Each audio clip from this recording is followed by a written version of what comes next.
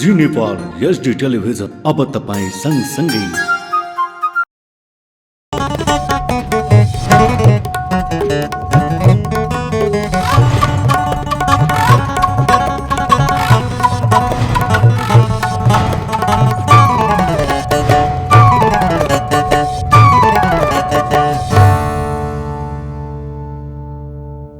नमस्कार, जी नेपाल न्यूजमा यहाँहरूलाई स्वागत छ। म कविता चापागाई। सुरु गरौं प्रमुख समाचारका शीर्षकहरूबाट। सत्ता गठबन्धन भित्र सीट बाँडफाँडको विषयलाई लिएर नेपाली कांग्रेसभित्रै किचलो बढ्दै। अहिले बल गरेर सीट बाँडफाँड गरे भोलि चुनावमा हराइदिने कोइराला समूहको चेतावनी। आगामी प्रतिनिधि तथा प्रदेशसभा निर्वाचनका लागि उम्मेद्वारहरूले गर्ने खर्च सीमा बढाउने आयोगको तयारी। प्रतिनिधि सभाका उम्मेद्वारले 33 लाखसम्म खर्च गर्न पाउने। स्थानीय निर्वाचनमा खर्चको विवरण नबुझाउनेलाई आयोगबाट भएको कारबाहीको विषयमा ध्यानाकर्षण। दशैं बिदामा बैंकिङ प्रणालीमा आवश्यक पर्ने तरलता व्यवस्थापन गर्नका लागि नेपाल राष्ट्र बैंकले खुला बजार कारोबार गर्ने। एलएलएफको अवधि पनि 7 दिनबाट घटाएर 5 दिनमा झार्ने निर्णय। बंगलादेशको एक नदीमा हिन्दू तीर्थयात्री बोकेको एउटा डुङ्गा पल्टिँदा 51 जनाको मृत्यु। दुर्घटनाबारे अनुसन्धान भइरहेको जानकारी।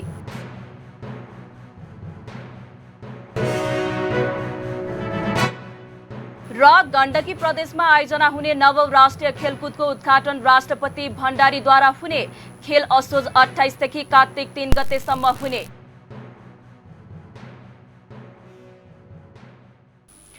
अब समाचार विस्तारमा। नवरात्रको दोस्रो दिन देशभरका शक्तिपीठ एवं देवी मन्दिरमा भक्तजनको भिड लागेको छ।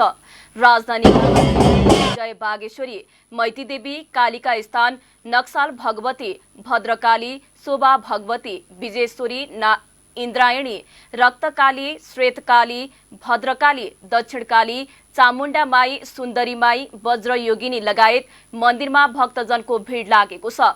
शक्तिपीठ तथा देवी मन्दिरलाई ध्वजा पताकाले सिंगारिएको छ। नवरात्रका अवसरमा कम्तीमा पनि 9 वटा देवी मन्दिरमा दर्शन गर्ने गरिन्छ। यसैगरी उपत्यका बाहिरका देवी मन्दिरमा पनि भक्तजनको भिड लागेको छ। पाथीभरा, छिन्नमस्ता, गहावा माई, पलाञ्चोक नाला भगवती, चण्डेश्वरी, मनकामना लगायत देशभरका देवी मन्दिरमा भक्तजनको भिड लागेको जनाएको छ। नवरात्र समेत भनिने यस अवसरमा शक्तिपीठमा दर्शन गरेमा मनोकामना पूरा हुने धार्मिक विश्वास छ। 9औं दिनसम्म विधिपूर्वक पूजा आराधना गरिएको दुर्गा देवीको प्रसाद विजया दशमीका दिन मान्यजनका हातबाट लगाइन्छ।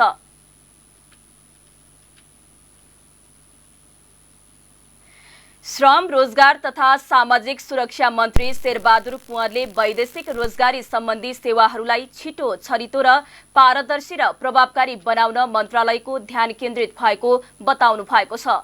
मंगलबार सिंहदरबारमा 90 दिने कार्यकालमा भएका कामहरूका बारेमा जानकारी गराउन पत्रकार सम्मेलन गर्दै मन्त्री कुँवरले सूचना प्रविधिको माध्यमबाट सेवा प्रवाह गर्दै वैदेशिक रोजगारका क्षेत्रलाई प्रभावकारी बनाउन ध्यान केन्द्रित भएको बताउनु भएको हो।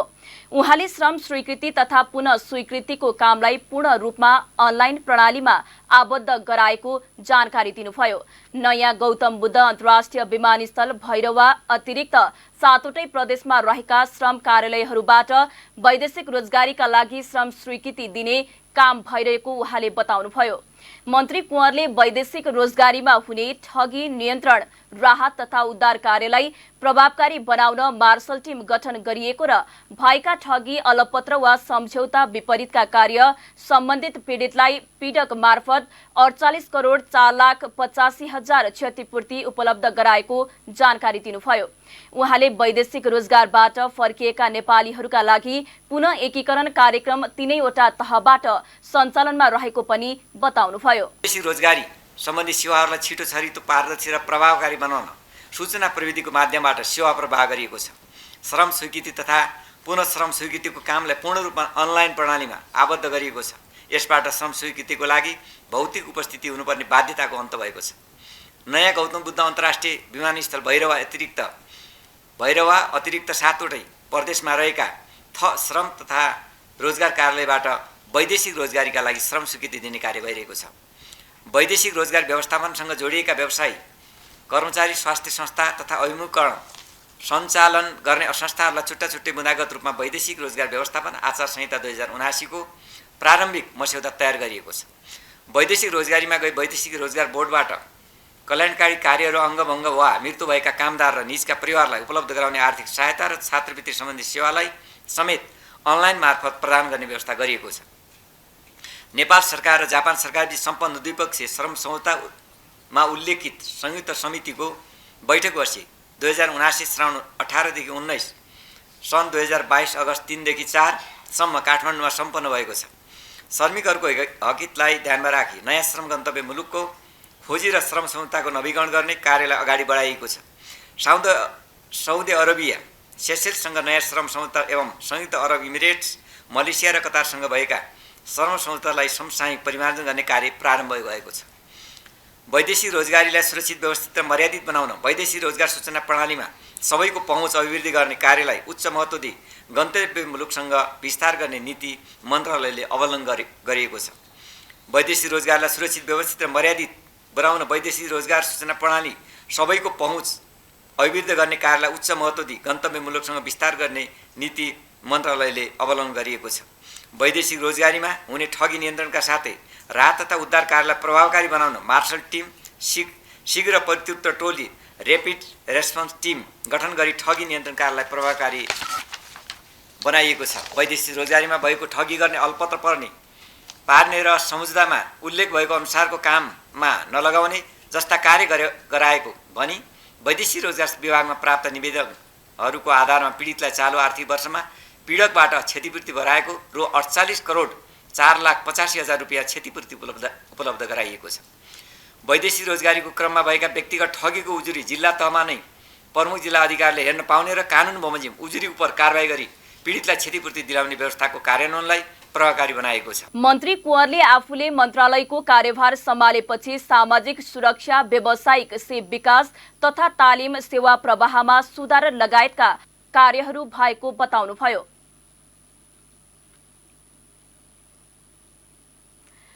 सत्ता गठबन्धनभित्र सिट बाँडफाँडको विषयलाई लिएर नेपाली कांग्रेस भित्रै किचलो बढेको छ।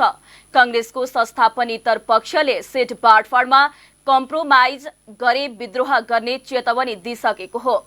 प्रधानमन्त्री तथा कांग्रेस सभापति शेरबहादुर देउबा समक्ष संस्थापन इतर समूहका नेता शेखर कोइरालाले पटक पटक कांग्रेसले 100 सिट नपाए विद्रोह गर्ने चेतावनी दिएर संघर्षका कार्यक्रम समेत घोषणा गर्न बाध्य भएका छन्। पछिल्लो समय कोइराला पक्षका नेताहरू मुखै फोरेर 100 सिट भन्दा तल सम्झौता नगर्न देउबालाई चुनौती दिइरहेका थिए। तर देउबा भन्दा बढी दबाव बढाइरहेका प्रचण्ड र माधव नेपाललाई लक्षित गर्दै कांग्रेस संस्थापन इतर पक्ष सडक संघर्षमा उत्रिन बाध्य भएको छ। देउबामाथि दबाव बढाउँदा मात्रै आफूहरूले मागे जति सिट नपाउने मनस्थिति देखेर शेखर कोइराला पक्ष प्रचण्ड र माधव नेपाललाई धम्की दिन लागि परेका छन्। केन्द्रमा गठबन्धन गरे पनि निर्वाचन क्षेत्रमा कांग्रेस संस्थापन इतर पक्षको बलियो संगठन भएका कारण भोलिका दिन हराइदिने चेतावनी कोइराला पक्षका नेताहरूले दिन थालेका छन्। कांग्रेसलाई जुनसुकै हालतमा 100 सिट दिनुपर्ने र आफूहरूले 40% हिस्साको टिकट पाउनुपर्ने कांग्रेस संस्थापन इतर समूहको भनाइ छ। तर यी दुवै कुरामा देउबा पक्का छैनन्। गठबन्धन मिलाउनका लागि कांग्रेसले 80 देखि 90 सिटसम्म पनि कुरा मिलाउन देउबा दबावमा देखिन्छन्। प्रचण्ड र माधव नेपालको दबाव र धम्की देउबालाई निरन्तर भएकाले यति बेला कांग्रेस संस्थापन इतर समूह कांग्रेस बचाउ अभियानमा लागेको छ। 5 वर्ष अघि कम्युनिस्ट मिल्दा निकै खराब हार बेहोरेको कांग्रेस यति बेला सत्ताको सदुपयोग गर्दै आफूले बहुमत ल्याउनु पर्नेमा जोड दिइरहेको छ। अहिले बल गरेर सिट बाँडफाँड गरे भोलि चुनावमा हराइदिने चेतावनी कोइराला समूहको छ। यसका लागि एमालेसँग तालमेल गर्ने अभिव्यक्ति कांग्रेस नेताहरूले दिइसकेका छन्। इतर समूहको यो चेतावनीले प्रधानमन्त्री तथा कांग्रेस सभापति देउबा अप्ठ्यारोमा छन्। सोही कारण सत्ता गठबन्धनको सिट बाँडफाँड टुङ्ग्याउन देउबा केही गम्भीर देखिएका छन्।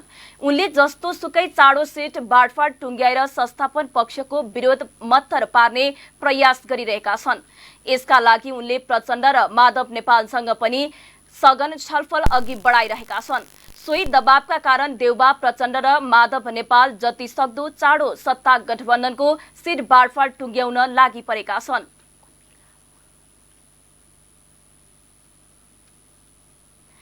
निर्वाचन आयोगले आगामी प्रतिनिधि सभा तथा प्रदेश सभा निर्वाचनका लागि उम्मेद्वारहरूले गर्ने खर्च सीमा बढाउने तयारी गरेको छ। मंगलबार आयोगले दलहरूसँग छलफल गर्दै वैज्ञानिक तवरले निर्वाचन खर्चको सीमा बढाउने तयारी गरेको जानकारी दिएको हो।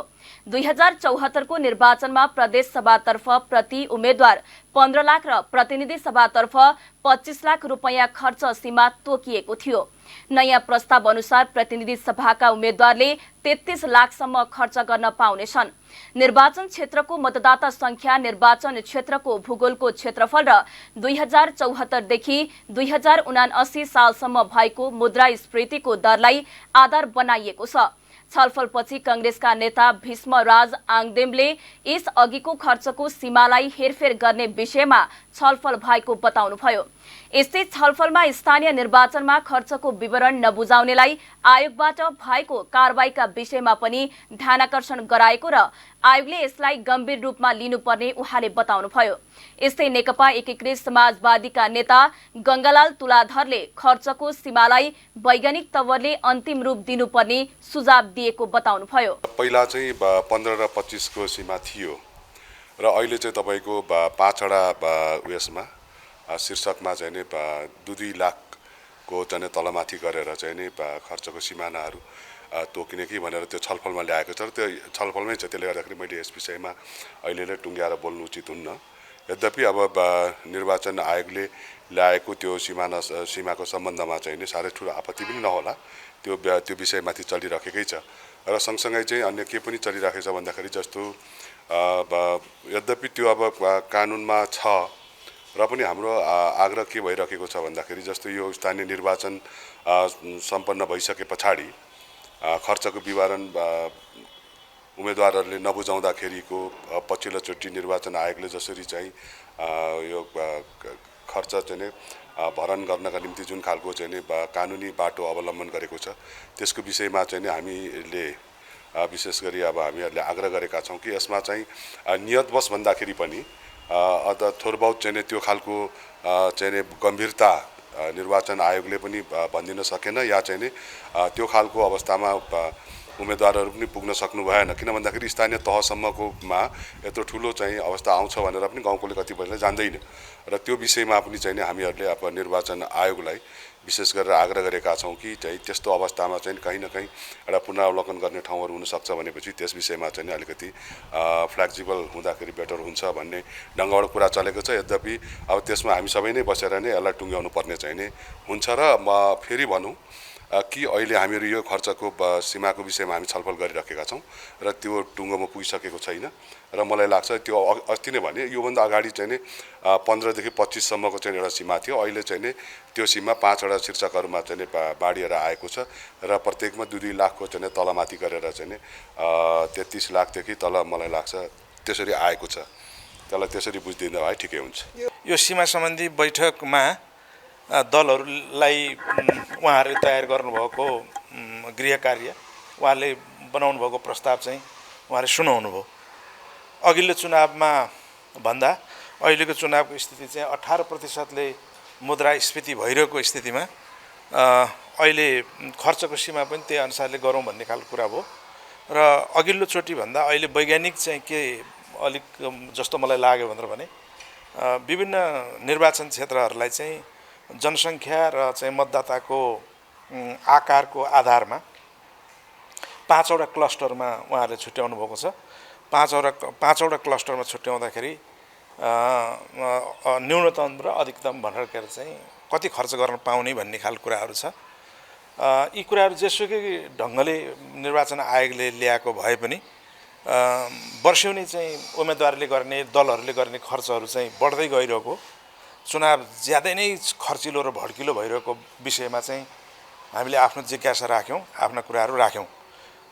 सबै दलहरू जसले चुनावमा भाग लिन्छन् तिनीहरू सबैले भड्किलो चुनावमा नजाने, खर्चिलो चुनावमा नजाने भन्ने खालको एउटा स्थिति हुने हो भनेदेखि चाहिँ चुनाव खर्चिलो र भड्किलो हुँदैन थियो भन्ने जिज्ञासा पनि राखियो। र अर्को मूलतः यो यही विषयमा चाहिँ केन्द्रित भएको कारणले गर्दा अरू विषयहरूमा त्यति धेरै निर्णयकै हिसाबले चाहिँ प्रवेश गर्न पाउने कुरा भएन। तर स्थानीय निर्वाचनमा उम्मेदवार भएका झन्डै 1,23,000 व्यक्तिहरूलाई चाहिँ समयमै खर्चका विवरणहरू नबुझाएको भन्ने आधारबाट अनि जसरी चाहिँ जरिवाना गरिएको छ, कारबाही गरिएको छ र त्यो कारबाहीमा परेकाहरूले चाहिँ चुनावमा भाग लिन नपाउने भन्ने ढङ्गले चाहिँ बाहिर चर्चा भइरहेको र खास गरिकन चाहिँ अत्यन्तै निम्न आय भएका र दलित वर्गका मानिसहरू अन्यायमा परेको कुरा तपाईँहरूले पनि सञ्चार माध्यमहरूबाट निरन्तर प्रसारण गरिराख्नु भएको छ, प्रकाशन गरिराख्नु भएको छ। हामीले त्यो दिशातिर पनि चाहिँ ध्यान आकर्षण गरायौँ। यस्तै छलफलपछि निर्वाचन आयोगका प्रवक्ता शालिग्राम शर्मा पौडेलले निर्वाचन खर्चलाई क्लस्टरका आधारमा वैज्ञानिक तवरले टुङ्ग्याउने छलफल भएको र दलहरूको सुझावका आधारमा खर्चको विषयमा सीमा निर्धारण गर्ने बताउनुभयो। आज आयोगले आगामी प्रतिनिधि सभा र प्रदेश सभाको निर्वाचनको लागि खर्चको सीमा निर्धारण गर्ने सम्बन्धमा दलहरूसँग राय सुझाव लिनका लागि बैठक आयोजना गरेको थियो र आयोगले एक खालको वर्कआउट गरिराखेको छ र त्यो वर्कआउटको बारेमा दलहरूलाई जानकारी गरायो र त्यसमा केही दलहरूका सुझावहरू पनि छन् र ती सुझाव समेतलाई मध्यनजर गरेर आयोगले त्यसको निर्णय गरेर राजपत्रमा सूचना प्रकाशित गर्छ। त्यो विगतमा एउटै दर सबै निर्वाचन क्षेत्रहरूको लागि तय गरिएको थियो भने विभिन्न समीक्षाहरूबाट अथवा विभिन्न छलफलहरूबाट प्राप्त फिडब्याकका आधारमा यस्तो चाहिँ फ्ल्याट अथवा ब्ल्याङ्केट खर्चको निर्धारण गरिनुहुन्न, फरक फरक गरिनुपर्छ।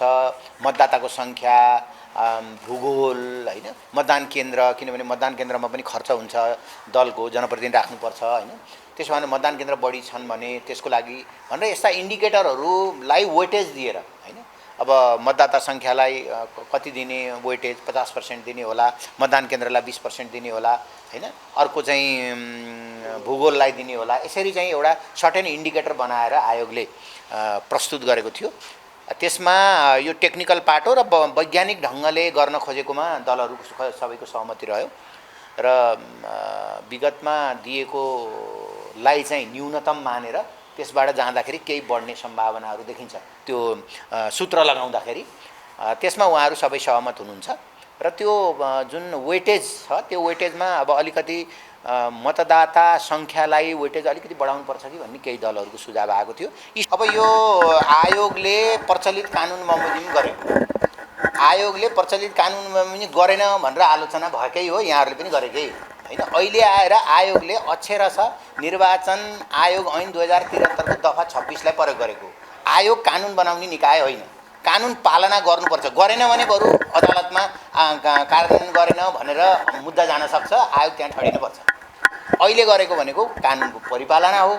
अब यसलाई हो, अब यसमा केही व्यवहारिक कठिनाइहरू होलान्, तर यो व्यवहारिक कठिनाइहरूको बारेमा बुझ्ने निकाय निर्वाचन आयोग होइन। सार्वभौम संसदले कानुन बनाएर दिएको छ।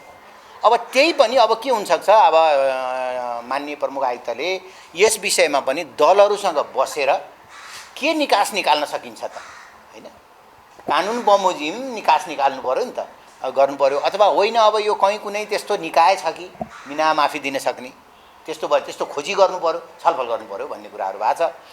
अब यसमा सबै अब महानगरपालिकाका पदाधिकारीदेखि लिएर सानोभन्दा सानो पालिकाको दलित महिला सदस्य, अन्य सदस्यहरू पनि पर्नु भएको छ। आयोगलाई यस प्रकारको कारबाही गर्नु परेकोमा दुःख छ, तर कानुनको परिपालना नगरी सुख नभएको हुनाले आयोगले गरे हो।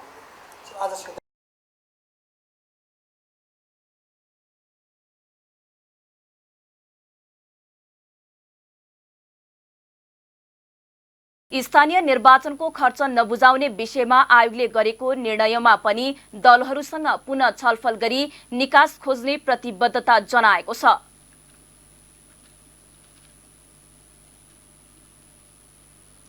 नेपाली कांग्रेसले आसन्न निर्वाचनको समानुपातिक सूची सर्वसम्मत रूपमा नै तयार भएको स्पष्ट पारेको छ।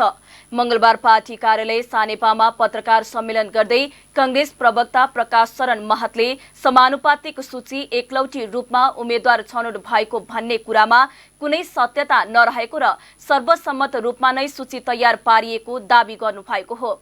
महतले कसैलाई कमजोर र कसैलाई बलियो पार्ने गरी सूची तयार नपारिएको र विधान अनुसार सूची बनाएको जिकिर गर्नुभयो। समानुपातिक सूचीलाई लिएर गर्ने भनिएको आन्दोलनको कुरा वाचनीय नरहेको भन्दै उहाँले केही त्रुटि भए सच्याउने जानकारी दिनुभयो। त्यस्तै उहाँले पार्टीले सबै तहका नेता तथा कार्यकर्तालाई पार्टीको निर्णय अनुसार निर्वाचनमा पार्टीलाई जिताउन सम्पूर्णमा क्रियाशील हुन पनि निर्देशन दिएको बताउनुभयो। महतले 5 दलीय गठबन्धनमा केही दिनभित्रै सिट बाँडफाँडको टुङ्गो लाग्ने जानकारी दिनुभयो। बाँडफाँड पनि सम्पन्न गर्छौं र त्यसपछि हाम्रो प्रत्यक्षतर्फको जुन हामीले उम्मेदवार छनौट गर्नु छ, पार्टीले पहिला नै त्यसको क्राइटेरियाको विषयमा निर्णय गरिसकेको छ, चाहे समानुपातिक होस् चाहे प्रत्यक्ष निर्वाचनको सम्बन्धमा। सम्पूर्ण निर्णय आम सहमतिबाट पदाधिकारी, पूर्व पदाधिकारीहरू, संसदीय बोर्डका सदस्यहरू, आमन्त्रित नेतागण, प्रदेशका पनि सभापतिहरूलाई समावेश गरेर सहमतिबाट प्रदेश सातै प्रदेश छुट्याएर त्यहाँका नेताहरू, अग्रणी नेताहरू सामेल भएर त्यो सूची पेश गरिएको छ। त्यहाँ कतिपय त्रुटिहरू छन्, तर चाहिँ त्यो एउटा पक्षलाई पक्षपोषण गर्न या अर्को पक्षलाई कमजोर गर्ने हिसाबले त्यस्तो केही पनि भएको छैन।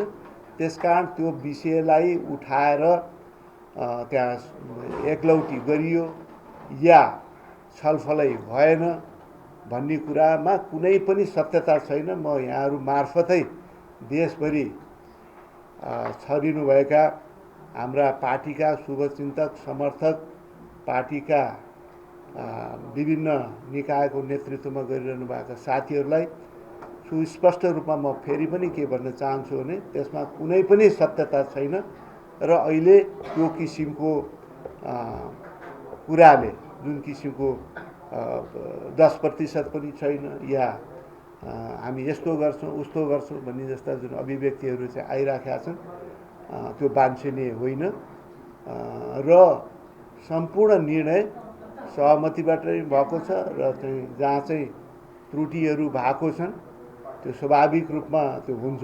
त्यत्रो धेरै ठुलो सङ्ख्यामा हामीले बन्द सूची तयार गर्ने क्रममा त्यो कुनै कांग्रेसले मन्त्रीहरू पनि पार्टीको महत्वपूर्ण जिम्मेवारीमा हुनु भएको हुँदा आफ्नो पार्टीका पक्षमा जनमत बनाउन हिँड्न नपाउने भन्ने कुरा व्यावहारिक नरहेको जनाएको छ।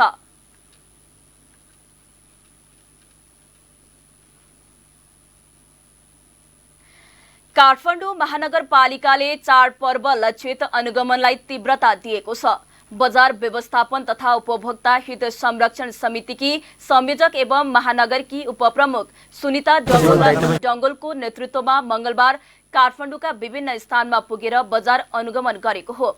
अनुगमन टोलीले प्रदर्शनी मार्ग स्थित टुकुचा तरकारी बजार, खसी बजार, खाद्य संस्थान, थापाथलीको सुपथ बिक्री कक्षमा बिक्री कक्ष लगायतको अनुगमन गरेको थियो।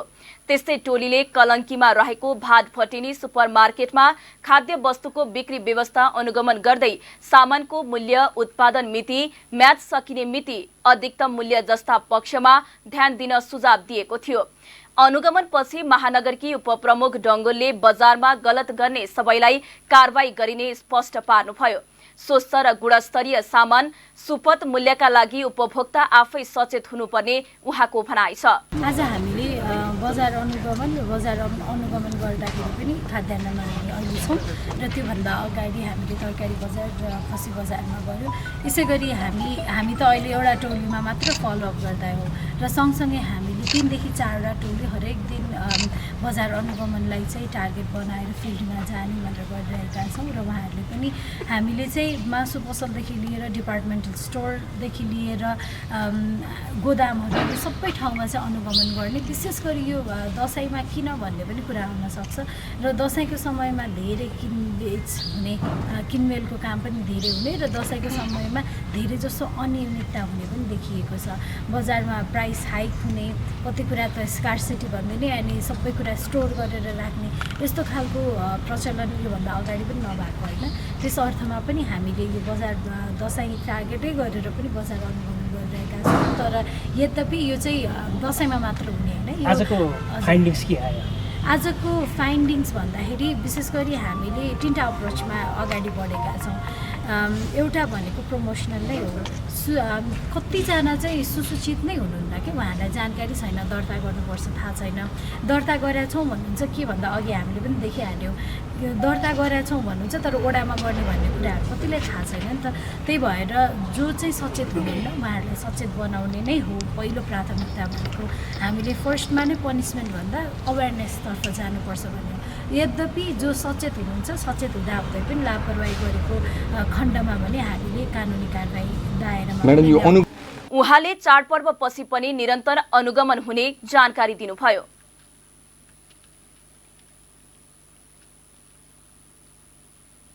नेपाली कांग्रेसका नेता प्रकाशमान सिंहले शताब्दी पुरुष सत्यमोहन जोशीको स्वास्थ्य अवस्थाबारे जानकारी लिनु भएको छ। नेता सिंहले मंगलबार ललितपुरको इमाडोल स्थित क्रिस्ट अस्पतालमा पुगी जोशीको स्वास्थ्य अवस्थाबारे जानकारी लिनु भएको हो।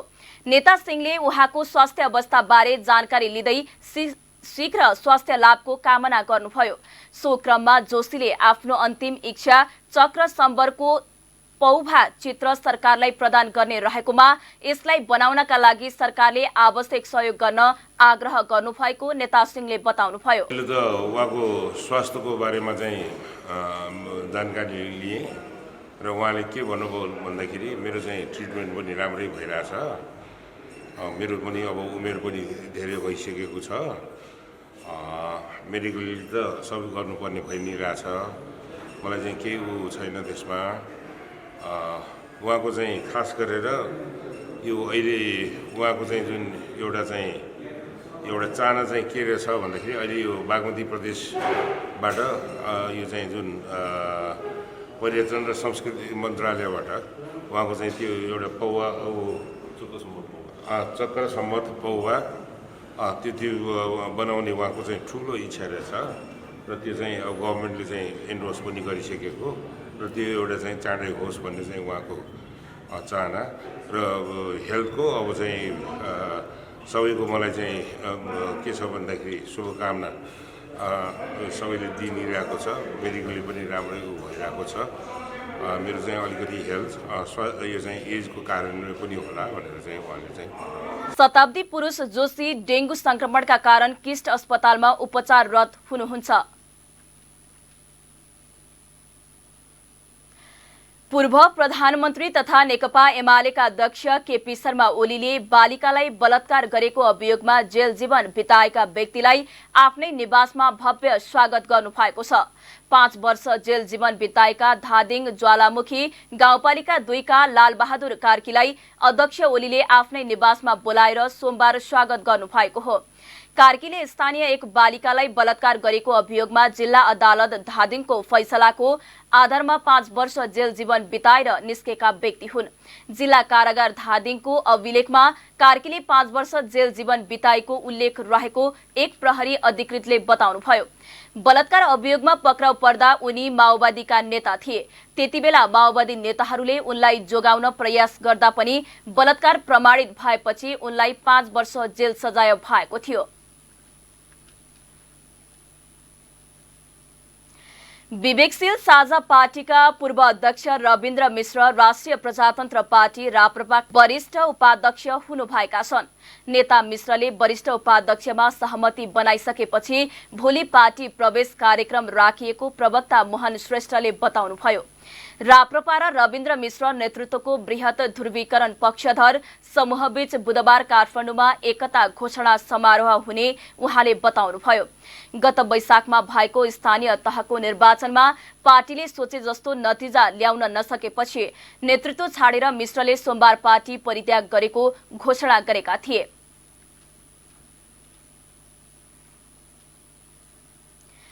दशैंको मुखमा आएर तलब भत्ता नपाउँदा बाँकेको डुडुवा गाउँपालिकाका शिक्षकहरू आन्दोलित भएका छन्।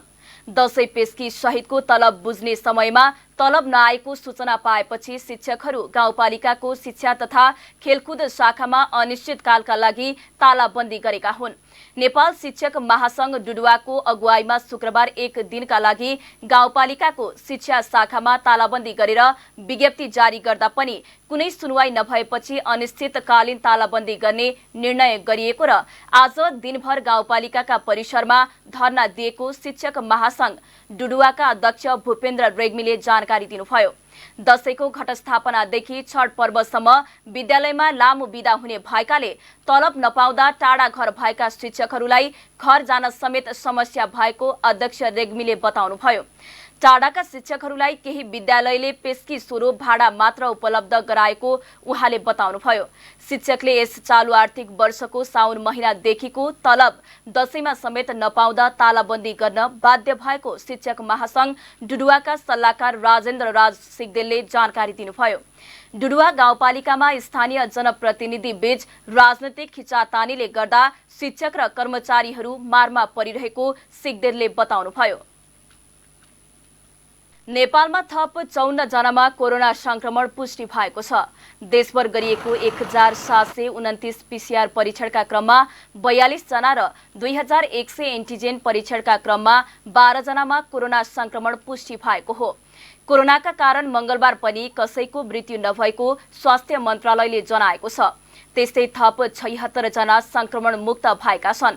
हाल नेपालमा 1144 सक्रिय संक्रमित आइसोलेसनमा रहेको मन्त्रालयले जनाएको छ। नेपालगञ्जको सल्यानी बागमा रहेको कन्या माध्यमिक विद्यालयका छात्रहरूको शारीरिक विकास र आत्मसुरक्षाका लागि 1 महिने निशुल्क कराते तालिम प्रदान गरिने भएको छ।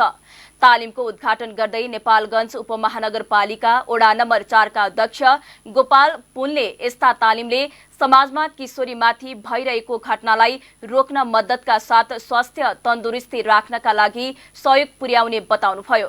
पुनका अनुसार देशमा विभिन्न घटना घटेका कारण त्यसमा बालबालिकालाई सचेत गराउन र कसैले आक्रमण गर्न खोजे तत्कालै प्रतिकार गरी बच्न सकुन् भन्ने लक्ष्यका साथ तालिम आयोजना गरिएको पुनको भनाइ थियो।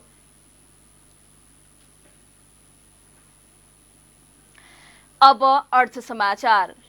शेयर बजार नेप्सेमा दोहोरो अंकको वृद्धि भएको छ। यो साता लगातार 2 दिन घटेको बजार तेस्रो कारोबार दिनमा भने 15.92 अंकले बढेको छ। बजार 1831.05 बिन्दुमा पुगेर रोकिएको छ। बजार बढेको दिन पनि कारोबार रकम भने बढ्न सकेन। मंगलबार कुल 229 स्टकको 16,823 वटा कारोबारबाट 21,07,742 किता बराबरको कारोबार भएको छ। कारोबार रकम 66 करोड 30,13,000 भएको छ। होटल र पर्यटन तथा म्युचुअल फण्ड बाहेक सबै उपसमूह सकारात्मक देखिएका छन्। मंगलबार सामुदायिक लघु वित्त वित्तीय संस्थाको मूल्य सबैभन्दा धेरै 9.97% बढेर 1308.90 रुपैयाँ पुग्यो। अभियान लघु वित्त वित्तीय संस्थाको मूल्य 6.07% वृद्धि भयो। अपर हुवा खोला hydro Himalayan power mountain energy समेत मूल्य धेरै बढ्ने कम्पनीमा परेका छन्। गरिमा डिभेन्चरको मूल्यमा नकारात्मक सर्किट लागेको छ। मंगलबार रेडी हाइड्रो पावरको सबैभन्दा धेरै कारोबार भएको छ।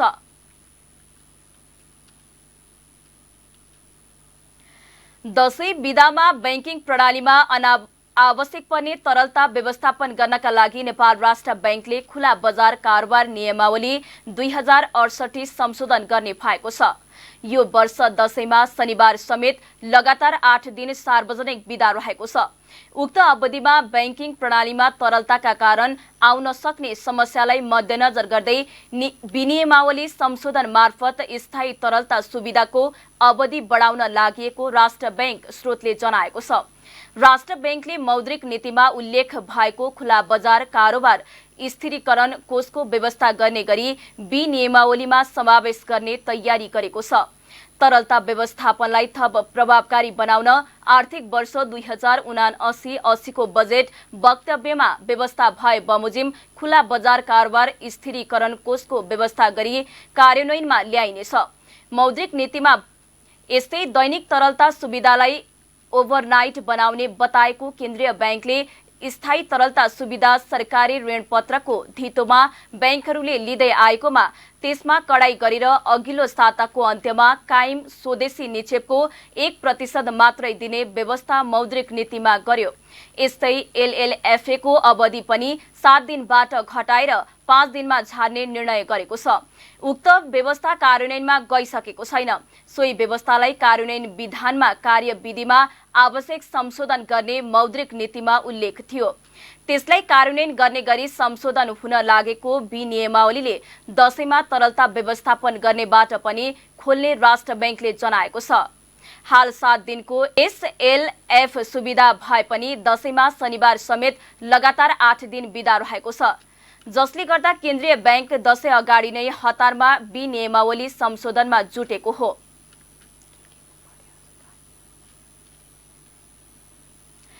बाँके र बर्दियामा जनता आवास कार्यक्रम अन्तर्गत चालु आर्थिक वर्ष 2079-80 मा 680 घर निर्माण गरिने भएको छ। लुम्बिनी प्रदेशको पर्यटन ग्रामीण तथा शहरी विकास मन्त्रालय अन्तर्गतको शहरी विकास तथा भवन कार्यालय नेपालगञ्जले बाँकेमा 347 र बर्दियामा 284 नयाँ घर निर्माण गरिने जानकारी दिएको छ। बाँके र बर्दियामा लक्षित दलित तथा विपन्न समुदायका लागि घर निर्माण गर्न प्रक्रिया सुरु गरिएको शहरी विकास तथा भवन कार्यालय नेपालगञ्जका निमित्त प्रमुख राम आश्रय शाहले जानकारी दिनुभयो।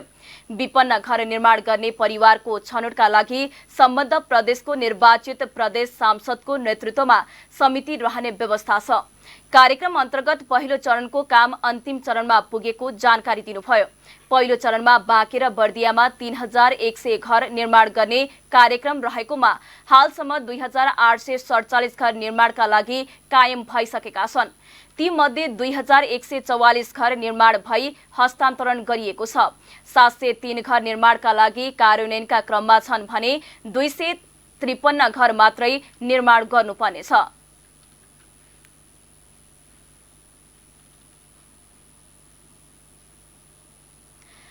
अब अन्तर्राष्ट्रिय समाचार। बंगलादेशको एक नदीमा हिन्दू तीर्थयात्रीहरू बोकेको एउटा डुङ्गा पल्टिँदा मृत्यु हुनेको संख्या 51 पुगेको छ। दुर्घटनामा अझै केही बेपत्ता भएका बंगलादेश प्रहरीले जनाएको छ। खचाखच तीर्थयात्रीले भरिएको उक्त डुङ्गा बोडा शहर नजिकै कारोटो नदीको तटमा डुङ्गा अचानक डुबेको थियो। अग्नि नियन्त्रकहरू र गोताखोरहरूले थप शवहरूको खोजी गरिरहेको प्रहरीले जनाएको छ। डुङ्गामा झण्डै 100 जना यात्रु रहेका थिए। क्षमता भन्दा बढी यात्रुका कारण सो डुङ्गा दुर्घटनामा परेको अनुमान गरिएको छ। दुर्घटनाबारे अनुसन्धान भइरहेको छ।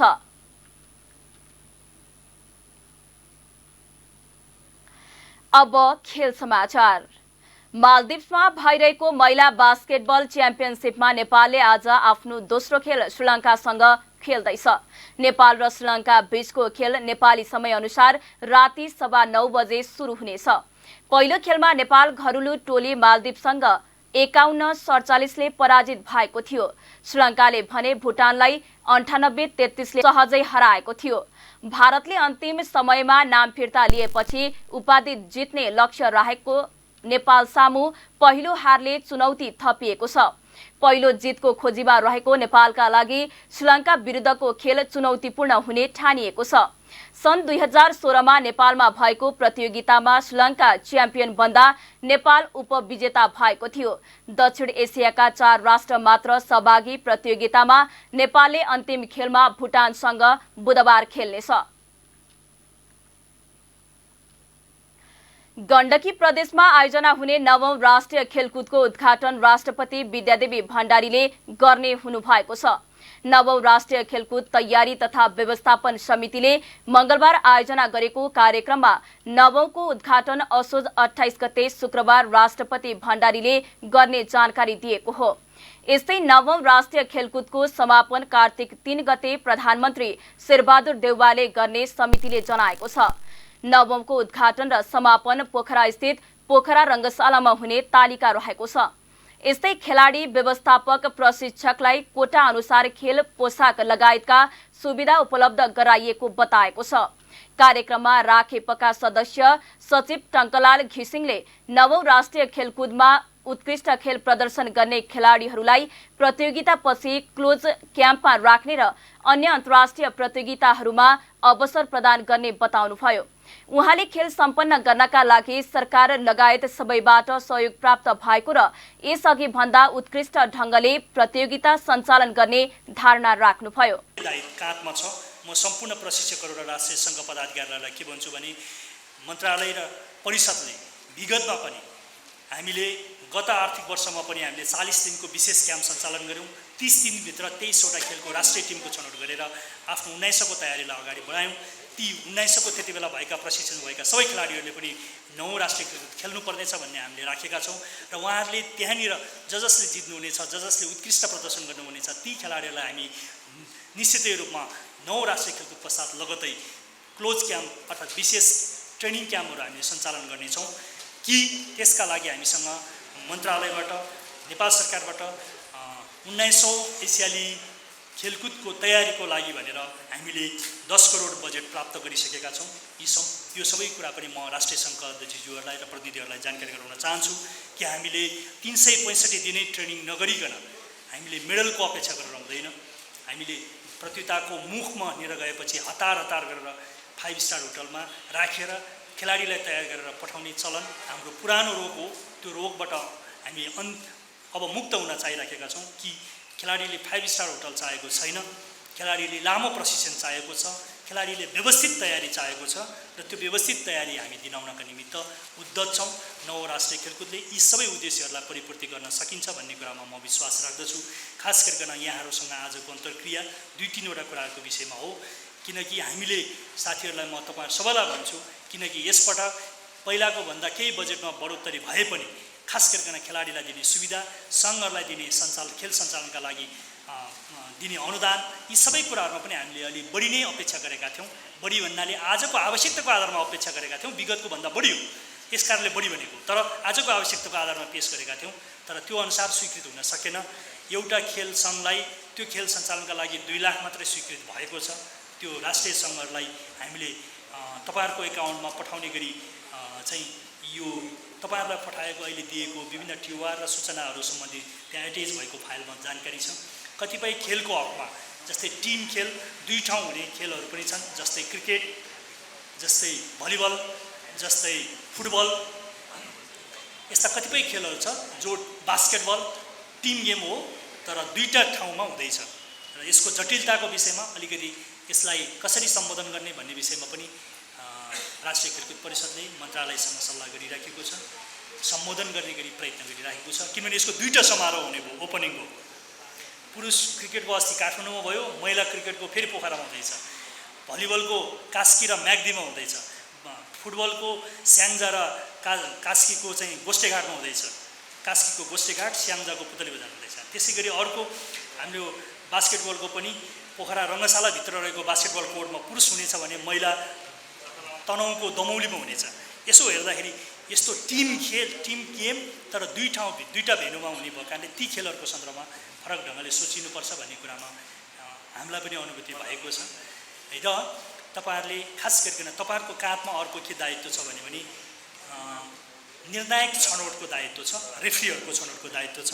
रेफ्रीहरूको सङ्ख्याको सन्दर्भमा प्राविधिक उपसमितिले पटक पटक छलफल गरेर एउटा सङ्ख्यामा मोटामोटी समझदारी बनेकै छ। केही खेलहरूले अझ पुगेन भनेर तपाईहरुले राख्नु भएकै छ, तर बढ्ने स्थिति नभएको कारणले तपाईहरुलाई म यही आधारमा खेल सञ्चालन हुनेछ भन्ने कुरामा विश्वास पनि व्यक्त गर्न चाहन्छु। र खास गरिकन रेफ्रीहरूको क्वालिटीको रेफ्रीहरूलाई बढी प्रयोग गरौँ।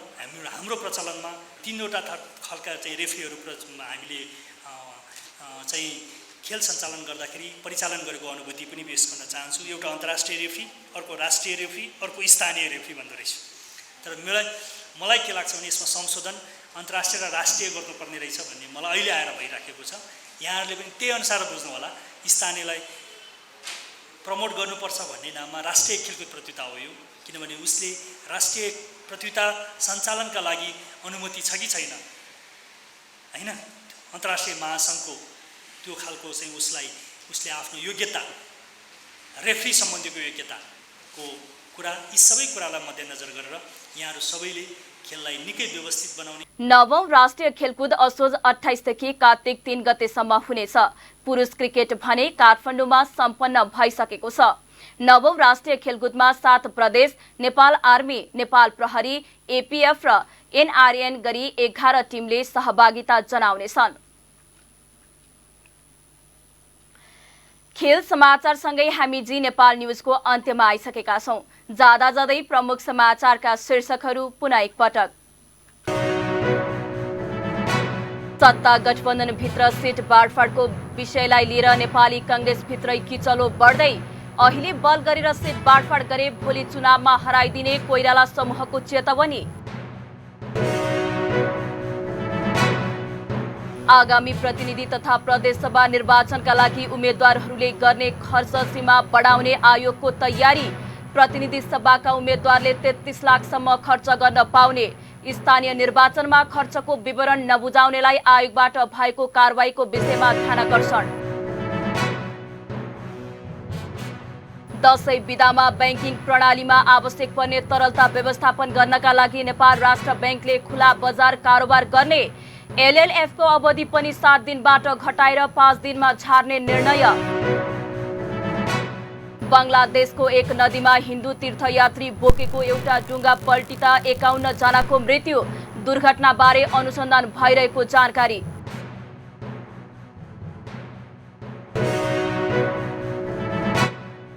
र गण्डकी प्रदेशमा आयोजना हुने 9औं राष्ट्रिय खेलकुदको उद्घाटन राष्ट्रपति भण्डारीद्वारा हुने। खेल असोज 28 देखि कार्तिक 3 गतेसम्म हुने। प्रमुख समाचारका शीर्षकसँगै अहिलेका लागि जी नेपाल न्युज सकियो। ताजा समाचार र मनोरञ्जनका लागि जी नेपाल 4K टेलिभिजन हेर्दै गर्नुहोला। नमस्कार।